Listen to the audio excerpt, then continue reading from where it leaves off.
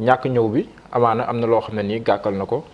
si li nga xam ne nii moom mooy procès bi ni nga ko doxalee ñaareelu laaj bi moom mooy docteur Alfousseyni Gaye la mu wax ak si présence su spermatozoïde yi nga xam ne ni aussi loolu bokk na si li ñu gën a téye si biir gannaaw bi ñu génnee si procès bi. waaw jërëjëf Mohamed déjà il faut ñu préciser. soo nee Ousmane Sonko dafa bañ a teew. loolu déjà. non ñàkk teew bi la ñàkk teew bi. waaw ñàkk teew bi waaw. bañul teew dafa ni. kenn joxu ko citation. donc il faut ñu delloo affaire yi dans leur contexte dafa ni moom jotul citation. apparemment y a une citation qui a été lue à l'audience. moom nee na loolu c'est du faux. li ñu yóbbu ci audience bi foofu ni cité nañ ko c'est du faux. est-ce que tribunal bi warul woon a statuer sur ça d'abord ba xam parce que ki nga xam ni dafa nekk en situation de contumace bañ a teew ak yooyu day fekk ko xam ni daa daw wala volontairement jox nañ ko yëpp mu ne maa bañ lii dafa ni man wan leen ma kañ ngeen ma jox citation bi ngeen yóbbu foofu wax ni ab commissaire indi na ko c'est du faux.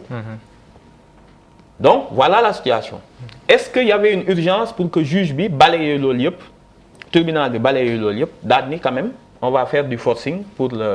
tenir l'audience loolu mooy la question ki nga xam ne nee na cité woo ma bokk la ki ne la ñëwuma c'est totalement différent donc bu ñu jubloo ci kàddu yooyu di nga xam lan la da nga maa woo tribunal am na ay procédure pour nga woo ma ni nga ma woowee man gisuma foo ma woowee am na lu ñu yóbbu foofu ni jox nañ ko ak ñi ko mu ne leen boobu existé wul c'est du faux kooku je conteste formellement que ni diw ñëw na jox ma citation. et on n'a pas réglé cette question. Ouais. et les avocats xam nga nit ki bëgg def contumace du yónnee ay avocats am ci tribunal ba am déet tribunal ba avocat Ousmane Sonko ñaa nga fa woon. ki nga xam ni dafa bëgg a soustraire à la justice du fa yónni ay avocats moom amul sens. sinon da leen doon wax man ñëwuma toog leen seen kër du moment où yónni na leen ñooñu expliquer pourquoi il n'est pas présent je pense que li gënoon na simple pour la sérénité parce que histoire yu mel nii taxañee ko on ne comprend jamais rien quand il s'agit de Ousmane Sonko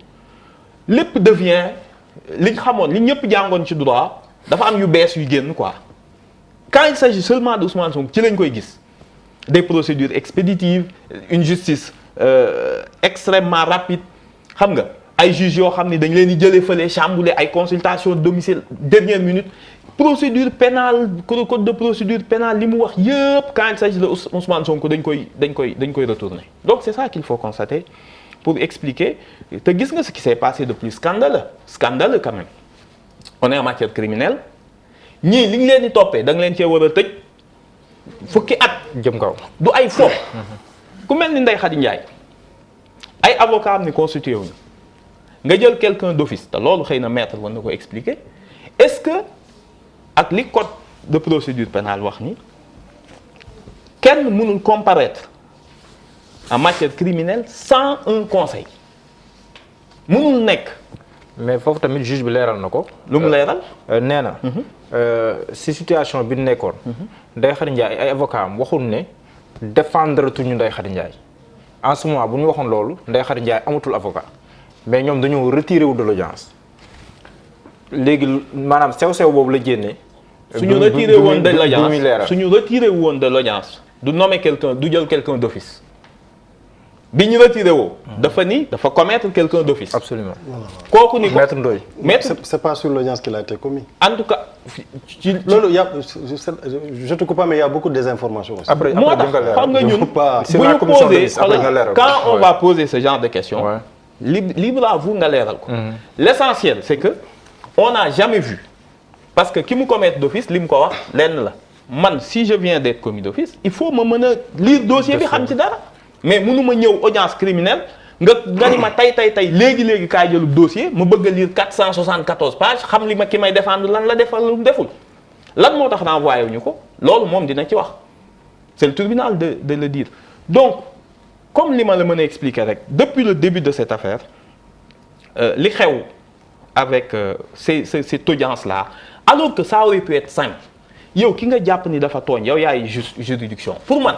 renvoi te ngay gis des cas similaires des renvois mais quand il s'agit de Ousmane Sonko dara du am c'est que bu ñu d'accordé ci ça ci que qu'il y a toujours de l'exception dans l'exception et dans l'exception quand il s'agit d'Ousmane Sonko. Léegi nag par rapport à cette histoire on avait dit procès bi lépp dina leer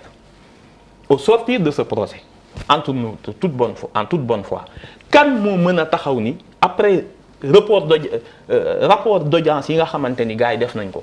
avec toute la réserve que cela requiert kan moo mën a taxaw ni franchement diw def na diw deful boo doon def sondage alors qu'on avait dit le procès dafa doon leeral lépp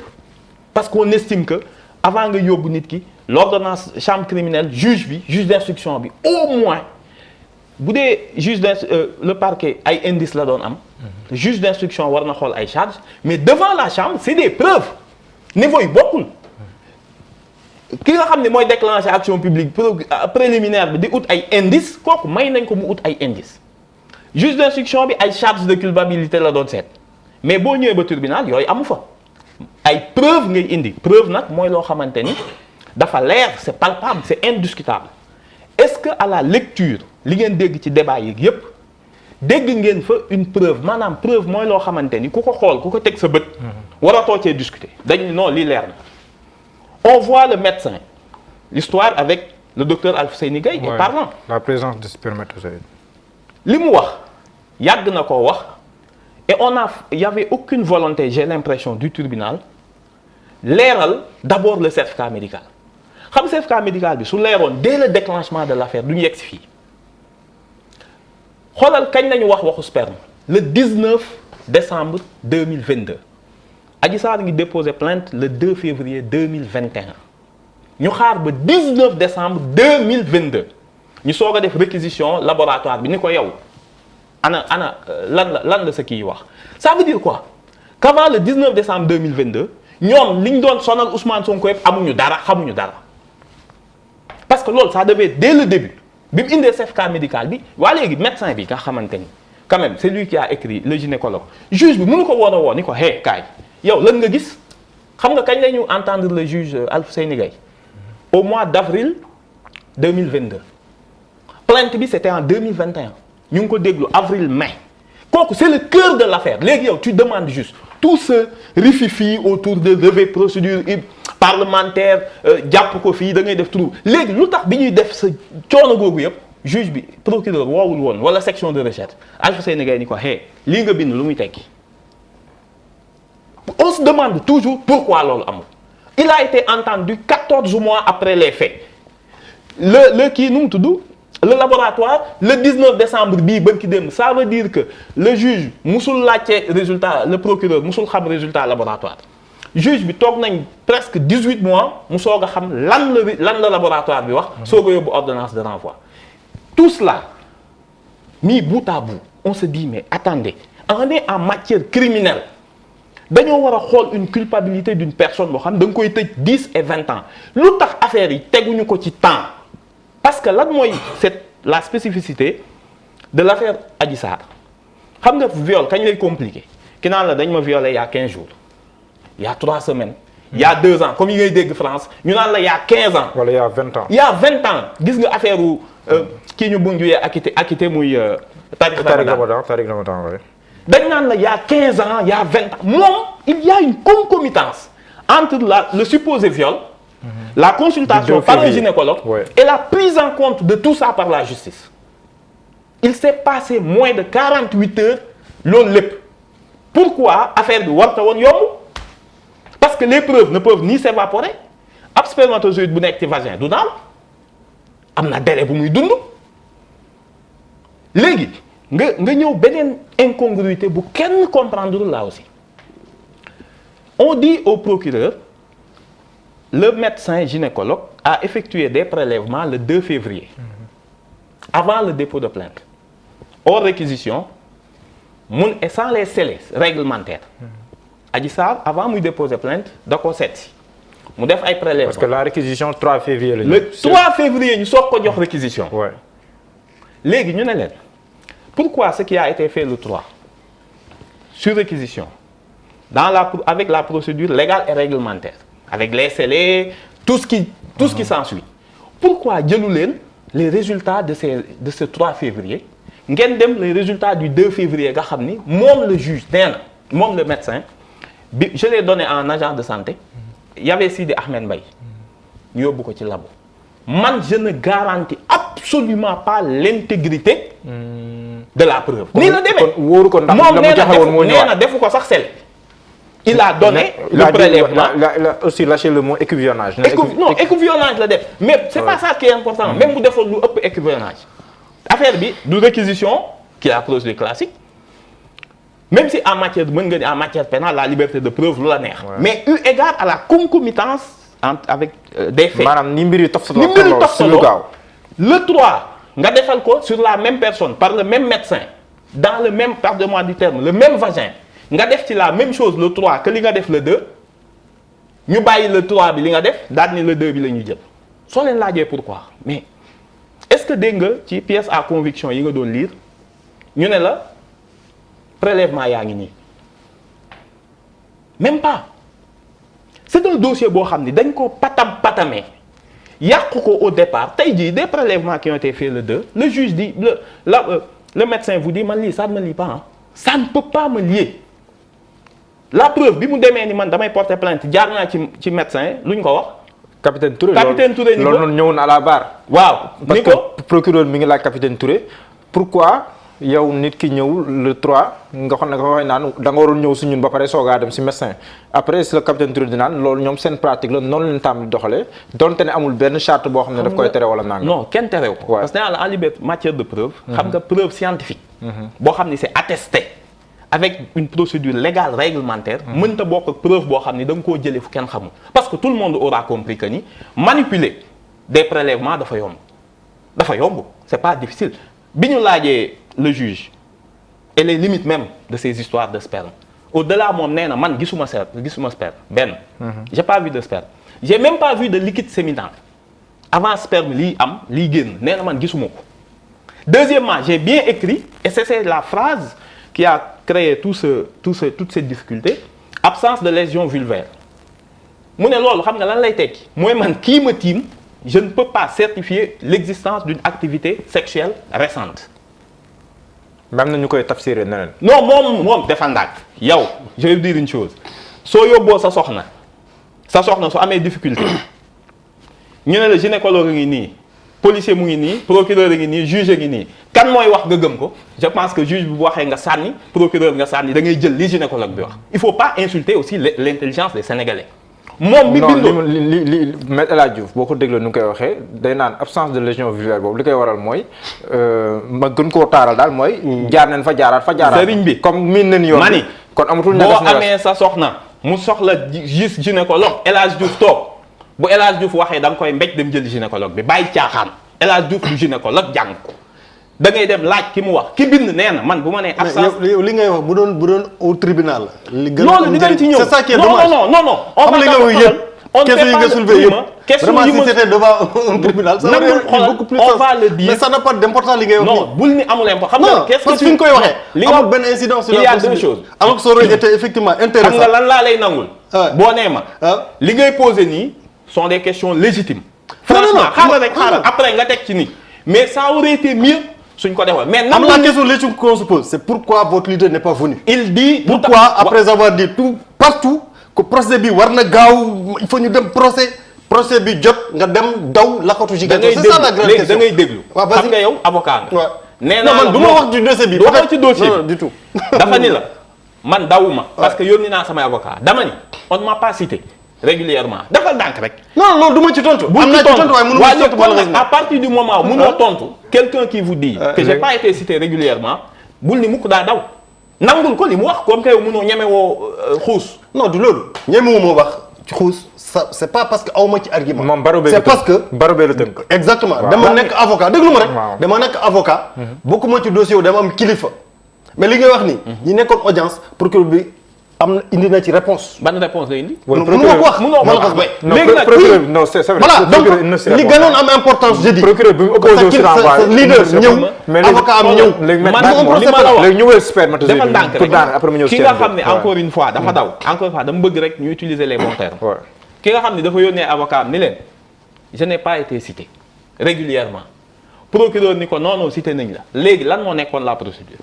moom nee na sax day porter plainte pour faux parce que li ñu présenté foofu c'est faux. devant quelle juridiction.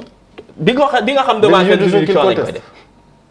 du question juridiction. il faut être cohérent. non s'il vous plaît ça nous éloigne du débat. léegi mënuñu ñëw tribunal ngeen naan ko da ngay contester le yéen vous voulez toujours être aérien xam nga man li ma la wax. non moom mooy incohérent en fait. Amadou ñëw spermatozoïde. léegi affaire mooy cohérent parce que xam nga s'il était cohérent au moins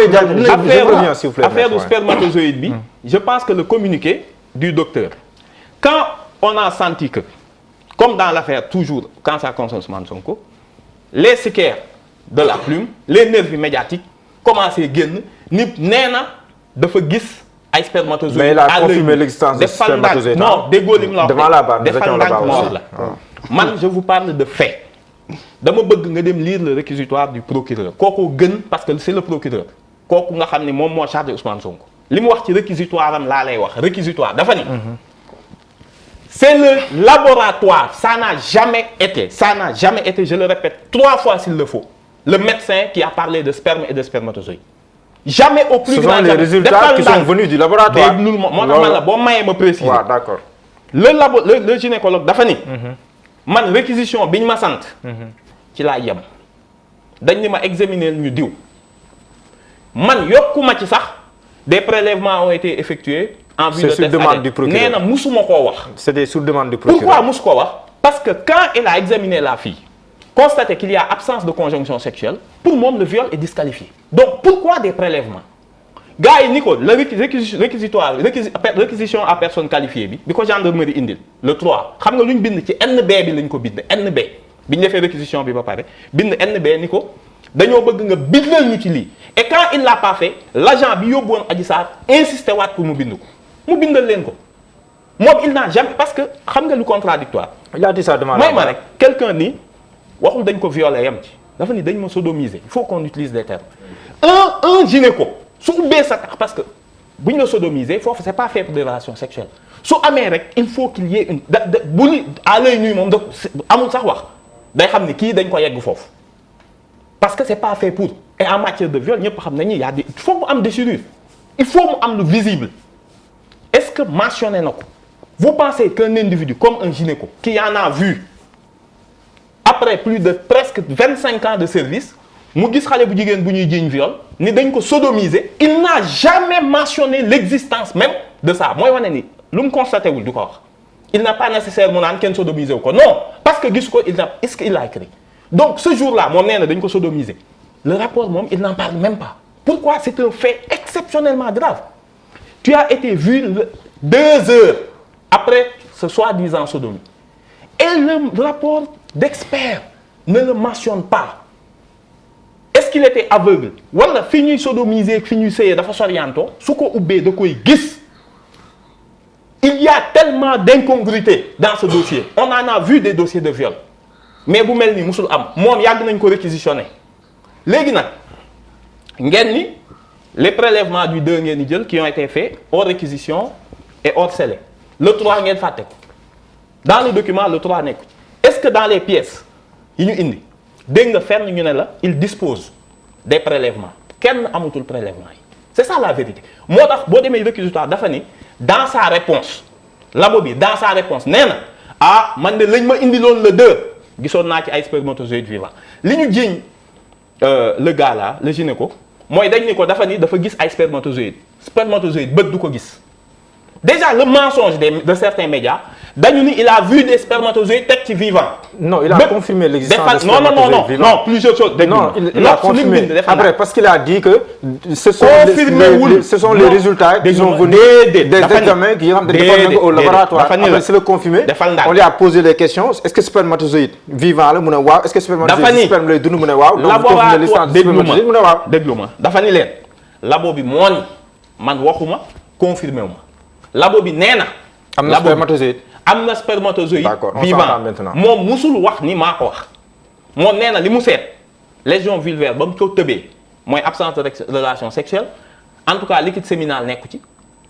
magum bay yegg ci sperme nee na même liquide séminal fekk ma ko ci léegi nag yéen la question que tout le monde doit se poser mooy est-ce que le gynéco son communiqué bi même boo nee tribunal du ko jël li mu wax cette fois-ci moo ko signal boppam endossé ko où est-ce que vous allez franchement condamner quelqu'un sur la base de quoi xoolal le plus grave dans cette histoire mës nga gis crime boo xam ni ça s'est déroulé dans une maison avec des témoins les témoins tous contestent ñu ne la Sweet Beauté dafa ndànk rek ankay Sweet Beauté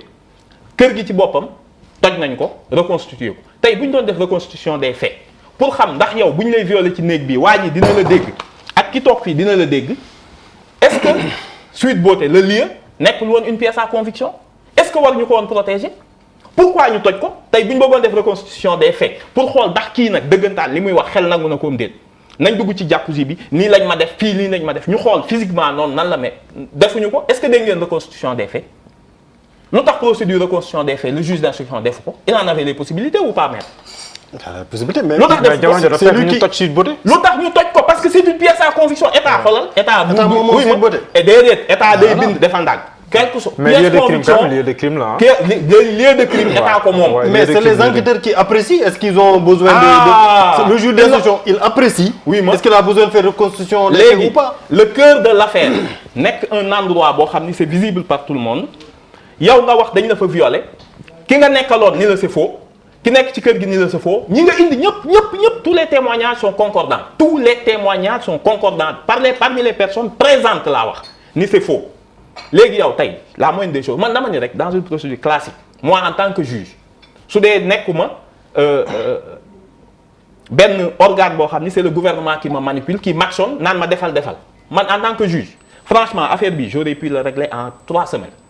nañ leen dem sur les lieux j'appelle le gynéco léegi yow bu ñu la laajee lu tax reconstitution des faits amul nga noppi suñ nee la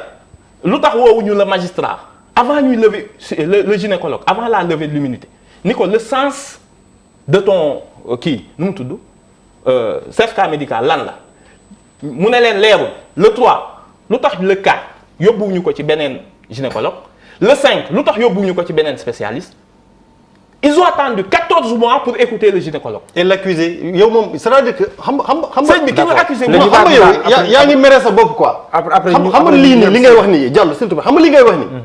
li gënoon importance et que les Sénégalais doivent retenir c'est que yow Ousmane Sonko en tant que responsable dans ce pays-là yow ñu jiñ la viol ngay yuuxu depuis 2 ans nañ dem procès bi du kii est-ce que duñ ko répartir par ça yow nga am opportunité. nga am opportunité. quand le déglu ma rek nga am opportunité di leeral bal di contester devant la barre defoo ko. loolu mooy defu ko. mais ñëwul ma ni la ñëwul parce que c'était wuñu ko. d'accord on en avait parlé tout à l'heure. ces avocats comment ils ont su qu'il y avait une audience. s'il vous plaît. voilà je veux pas entrer dans le débat mais malheureusement mais je pense quand même. gis nga man indil ma ay contrat aujourd'hui xoolal plaider devant les médias plaider devant le journal amul benn sens. il avait la possibilité de se défendre. il l'a pas fait le tribunal va décider librement. oui ma boo dégloo li ma lay wax tous les faits que j'énonce dégg nga benn yoon mu contesté ma. ci fee yi man am naa ay argument yu bëri pour contester la mais malheureusement c'est pas un défaut d'argument mais malheureusement ci plateau bi non. mais parce que finalement duñu bénéficier de cette expertise. xanaa émission Sweet Beauté kese la. merci beaucoup Thierno. c'est pas ça. Thierno liberté bi kam aw liberté. man daal li ma bëgg mooy nga ni léegi le gynécologue. non man du ma la wax loolu li mu communiqué. c'est faux délibéré attendez le premier jour. bi fu mu jógee il a dit y a pas de relation sexuelle et vous avez réussi à détecter du sperme léegi yéen lañ lay laaj mooy yaa sa juge d'instruction bi pourquoi tout ce temps-là vous n'avez pas pu produire une preuve. On ne va pas en chambre criminelle avec des indices ou des présomptions. Il faut des preuves et vous n'en avez pas. D'après nous c'est procès à distance ak attentes yi nga xam ne ni amoon nga ko si